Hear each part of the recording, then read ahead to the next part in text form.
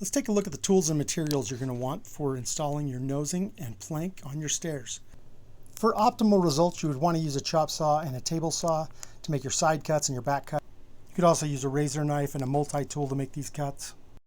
You'll need a 1x12 or a 2x12 or something similar to be able to clamp the nosing to and join it to the plank. Razor knife, torpedo level, painter's tape,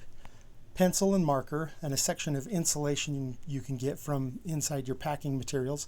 bar clamps, a tread jig or tread square, some people call it, a straight edge, framer square,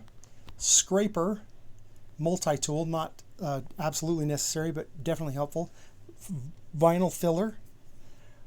glue, a proper glue that's rated for PVC, rags or paper towels is fine, a glue dispensing gun, CA glue with activator, squeeze clamps, the more of those the better, a V-notch trowel to spread the glue on the tread, tape measure, and a rubber mallet. Once you have these tools and materials in hand and your nosing has arrived, you're ready to move on to the next step, which is to join your nosing and your plank.